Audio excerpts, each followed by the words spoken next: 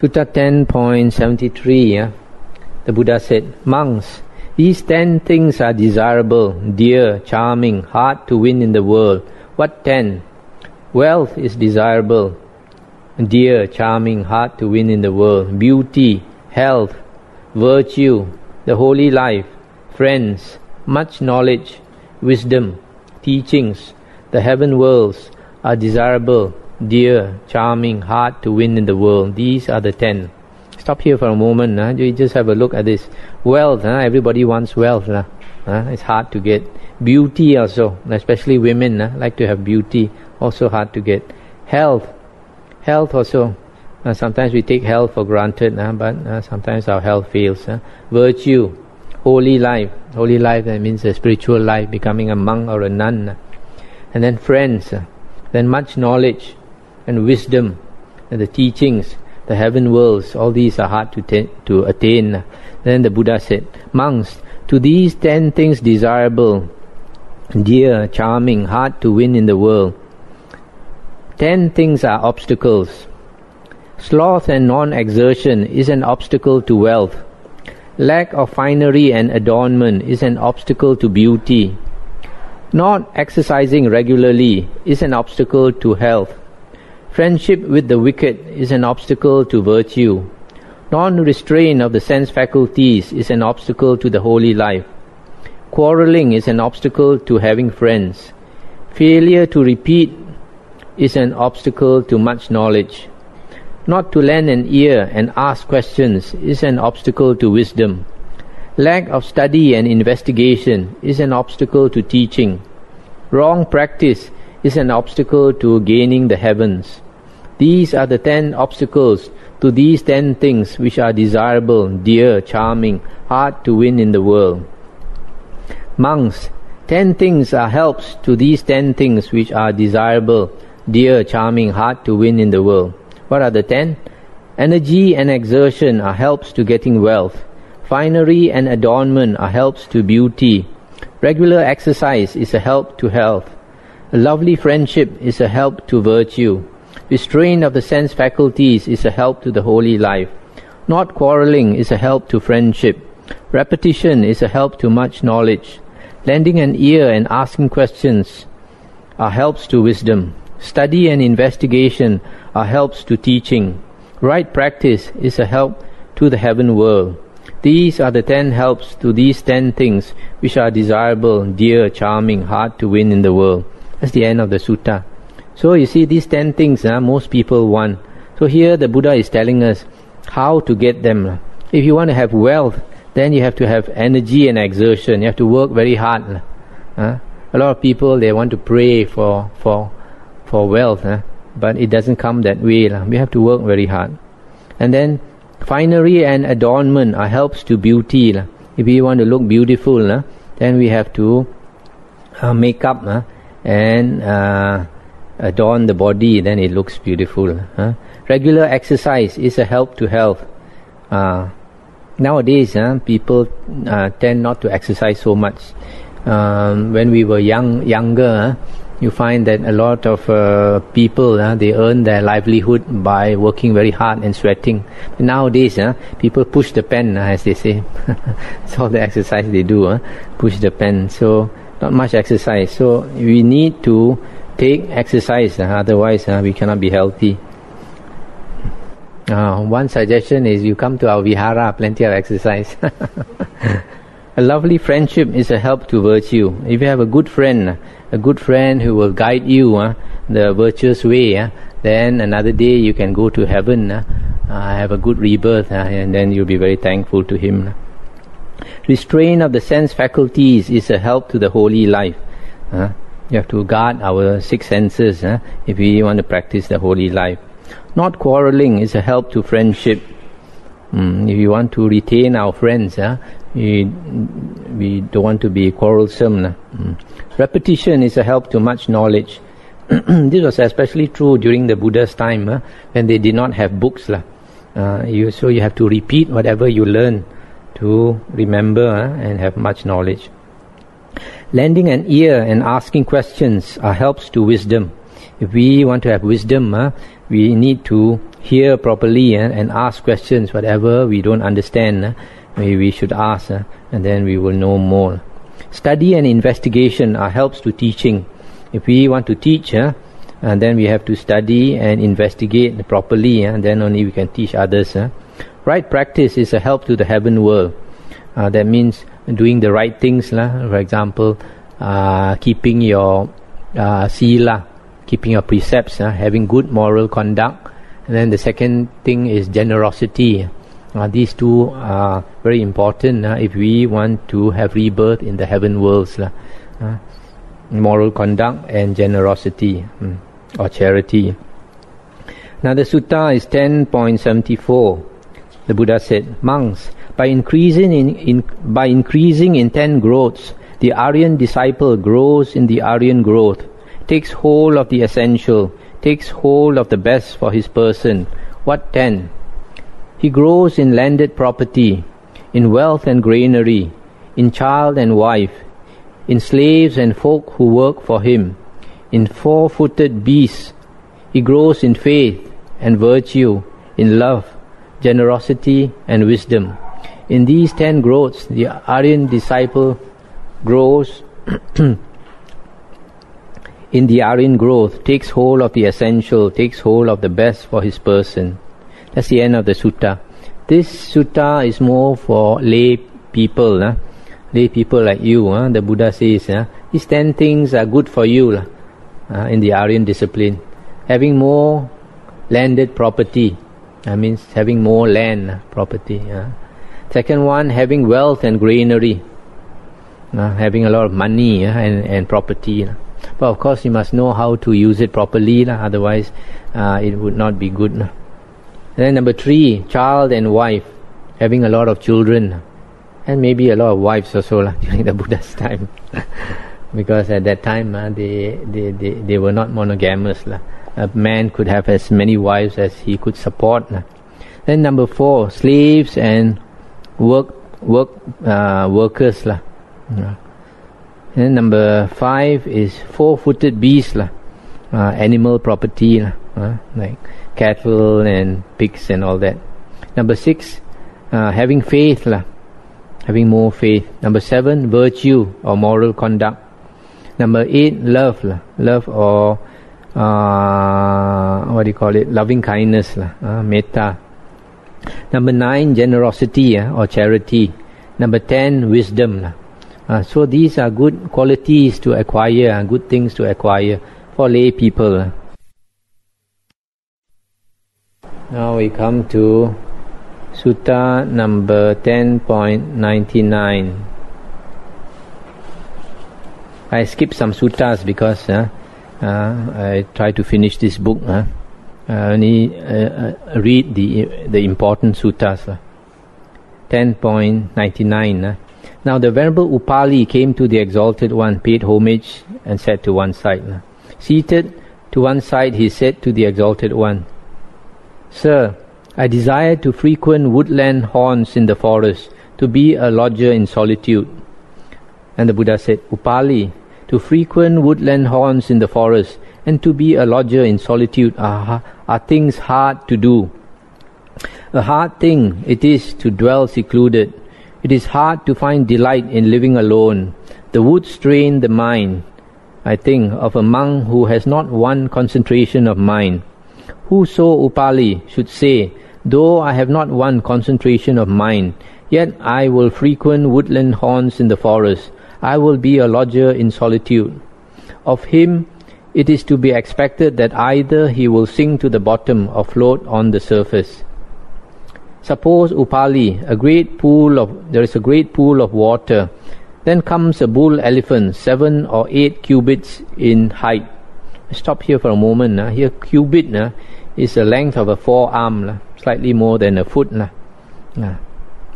So this elephant is 7 or 8 cubits in height. And he thinks thus, suppose I plunge into this pool of water and amuse myself with the sport of squirting water into my ears or over my back. When I have enjoyed this sport and washed and drunk and come out again, suppose I go whithersoever it pleases me. So in he goes and does so, comes out again, and goes whithersoever it pleases him. How can he do it? The great bulk of his person, Upali, finds a footing in deep water. But suppose a hare, there is a rabbit, or a cat, should come and say to itself, what difference is there between myself and the bull elephant? Suppose I plunge into this pool of water and amuse myself with the sport of squirting water into my eyes, or into my ears, or over my back. When I have enjoyed this sport and washed and drunk and come out again, suppose I go whithersoever it pleases me.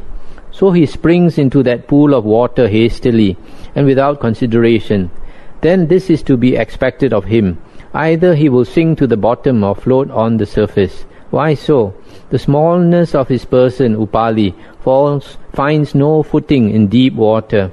Just in the same way, Upali, whoso should say, though I have not one concentration of mind, yet I will frequent woodland haunts in the forest, I will be a lodger in solitude.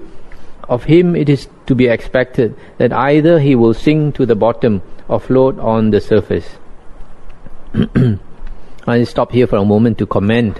This monk Upali is not that famous Upali who was the monk most learned in the Vinaya. This was another monk. This Upali is not well known. So the Buddha told him that if he wants to stay in the forest and stay alone in the deep forest, he must at least get some concentration. Otherwise, he won't be able to practice. Because if our mind is not steady, we have not tamed the mind by attaining concentration. When we live alone, it can disturb us a lot. We can feel a lot of thoughts disturbing us, and we won't be able to practice. And a lot of other things, if your mind is not steady, you have a lot of hardship, nobody to confide in, nobody to consult, then you also cannot stand, or sometimes you might not get enough food to eat, or sometimes in the evening you might not feel very well also, and nobody to comfort you. You are staying all by yourself, so you need to have a fairly strong mind. That's why not many monks are capable of staying alone, and especially of staying alone long. There are some monks, they can stay alone for 1 or 2 weeks or 3 weeks or even 3 months. But you ask them to stay year after year alone, it is very difficult for most people. Then the Buddha said, again Upali, suppose a tender boy child, feeble and lying on his back, and playing with his own excrement. What think you, Upali? Does not this childish sport come to completion and fullness? And he said, it does, sir. Well then, Upali, that boy child on another occasion, when he has grown older, following on the ripening of the sense faculties, plays with whatever may be the playthings of such children, such as a toy plough, tip cat, somersaults, windmills, leaf pannikins, toy carts and toy bows. Now what think you, Upali? Does not this game come to be finer and more valued than the former? And he said, it does, sir. Well, Upali, that child later on, when he has grown older, owing to the ripening of his sense faculties, and has come into possession of the 5 sense pleasures, and is possessed by them, he becomes a prey to them, to objects cognizable by the eye, objects desirable, agreeable, fascinating, attractive, to sounds, to odors, taste, touch, etc., things concerned with sensual desires and passionate. Now what think you, Upali? Does not this game come to be finer and more valuable than the former? And he said, it does, sir. Now look you, Upali, a Tathagata arises in the world, an Arahant, a perfectly enlightened one, endowed with knowledge and conduct, etc. He makes known this world with its devas, its maras, its brahmas, its recluses and brahmins, its hosts of devas and mankind, himself realizing it by his own comprehension. He teaches Dhamma, lovely in the beginning, lovely in the middle, lovely in the end, both in its meaning and its letter. He shows the holy life utterly fulfilled and purified, Then a householder or a householder's son, or one reborn in some family or other, hears that Dhamma. On hearing that Dhamma, he wins faith in the Tathagata. In possession of that faith which he has won, he ponders thus: oppressive is the home life, a way of dust. The way of going forth is of the open air. It is no easy thing for one living the household life to practice the holy life in all its completeness, in utter purity like a polished shell. What if I were to get the hair of my beard shorn, get my hair and my beard shorn, and donning the saffron robe were to go forth from home to the homeless life? Then he, some time later on, abandoning the whole mass of his wealth, whether small or great, abandoning his circle of relatives, whether small or great, gets his hair and his beard shorn, and dons the saffron robes, and goes forth from the home to the homeless life. Stop here for a moment. You see, normally for a person to go forth, he hears the Dhamma. After hearing the Dhamma, he understands the meaning of the Dhamma. And then he sees anicca, impermanence in life, that we all grow old and die. Then he goes forth. And then the Buddha continues. He, having thus gone forth, having entered upon the way of life in the training followed by the monks, abandoning the slaying of creatures, abstains therefrom.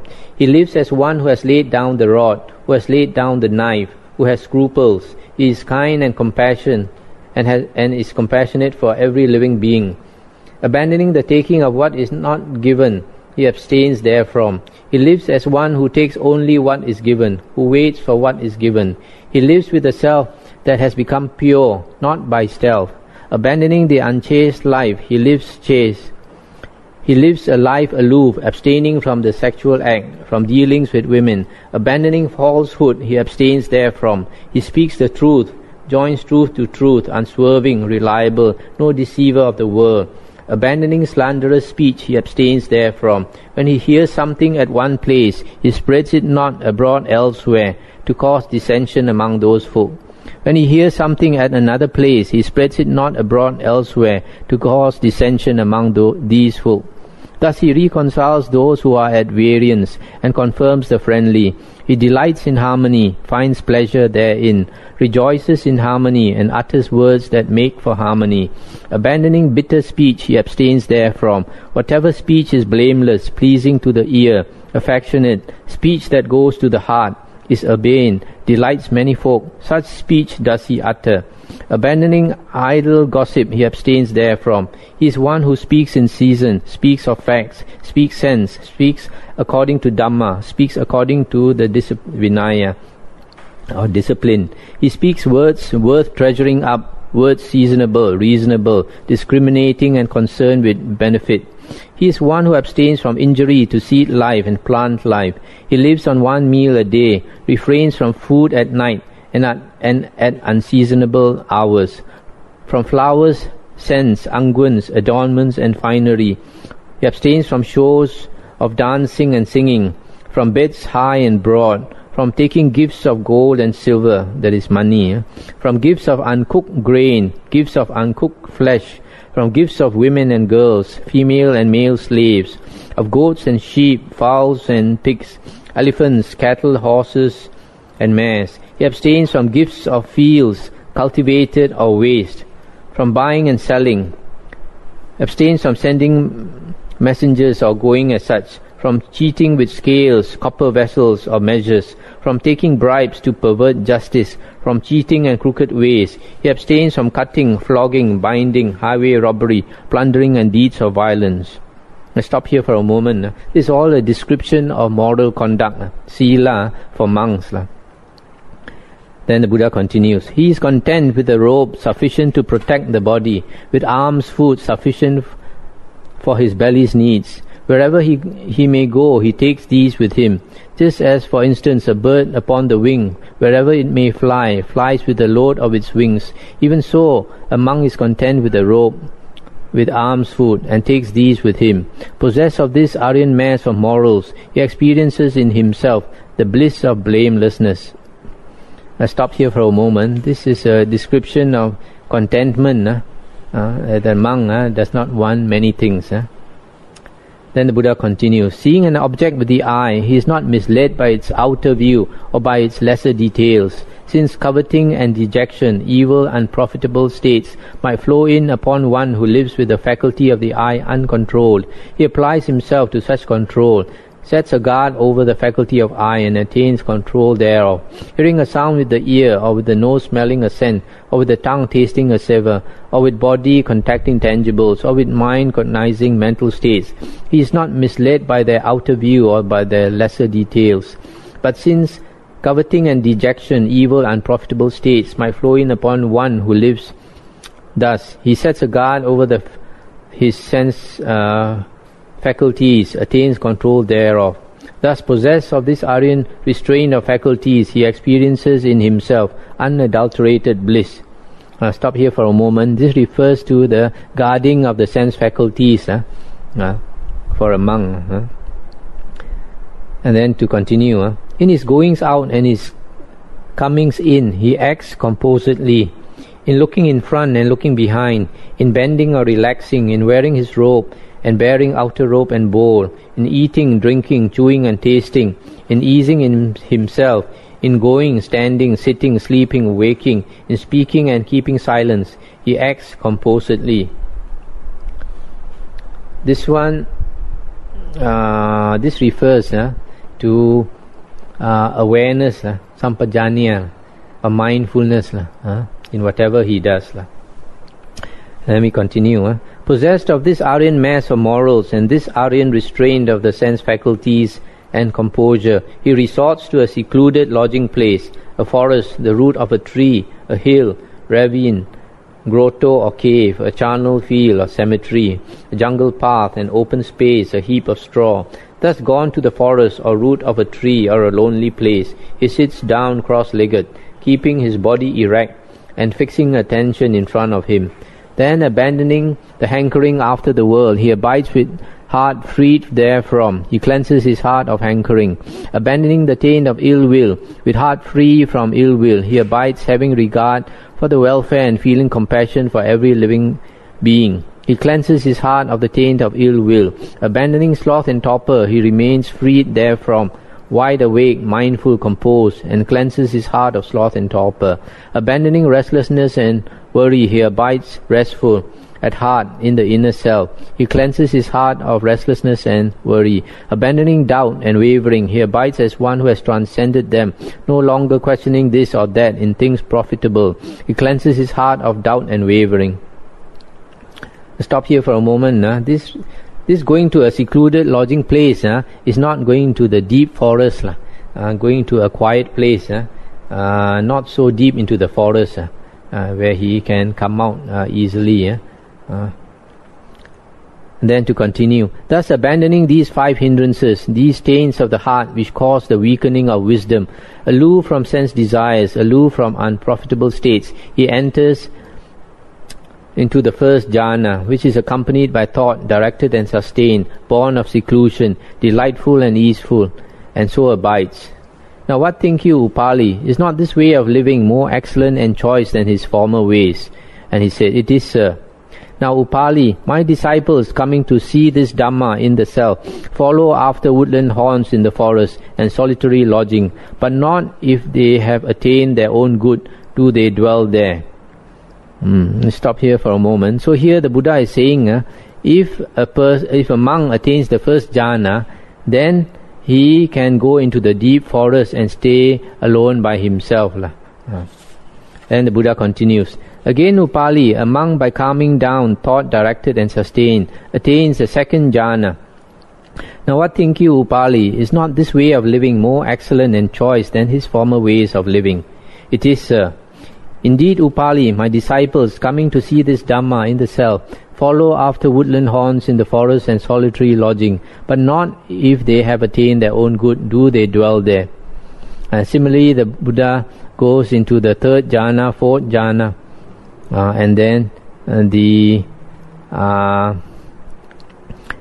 formless jhanas, the base of infinite space, the base of infinite consciousness, the base of nothingness, and the base of neither perception nor non-perception. And then passing beyond that, he attains the cessation of perception and feeling, and so abides. And by insight, beholding it, he knows that in himself the asavas are destroyed. Now what think you, Pali? In each of these stages, is not this way of living more excellent and choice than his former ways? And he said, it is, sir. And the Buddha said, my disciples, Upali, because they behold this Dhamma in the self, follow after woodland haunts in the forest and solitary lodging, but not if they have attained their own good, do they dwell there. Come then, Upali, do you dwell with the Sangha order? Dwelling with the Sangha will be pleasant for you. So that's the end of the sutta. So here the Buddha is telling this monk that he should not go into the forest because he has not attained sufficient concentration to support him. So the Buddha says only after a monk attains the first jhana, then he is encouraged to go into the deep forest and live alone, but not otherwise. Now we go to the next sutta, 10.101. The Buddha said, monks, 3 ideas of a recluse, if made to grow, made much of, complete 7 other conditions. What 3? 1. I am now come to a state of being an outcast. 2. My life is dependent upon others.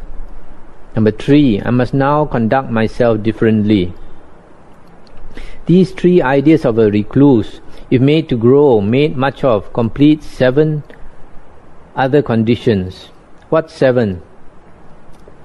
1. He is one who ever and always makes no pause in action or practice of virtue. He does no harm to anyone. He is without self-conceit. He is eager for the training. As regards the necessaries of life, he thinks, this is my object. He dwells ardent in energy. Thus, monks, these 3 ideas of a recluse, if made to grow, if made much of, complete these 7 conditions. So, that's the end of the sutta. So here the Buddha is saying that a monk should contemplate these 3 important things. First, that he has now come to the state of being an outcast. That means an outcast from society. A person who is not somebody in society. So he must always remember that, because if he remembers that, then he will act quite different. Number 2, he must remember, my life is dependent upon others. Number 3, I must now conduct myself differently. If a monk understands these 3 things, then he humbles himself. He knows that his life is in the hands of lay supporters, and then he will behave quite differently. So these 7 things the Buddha says he will practice.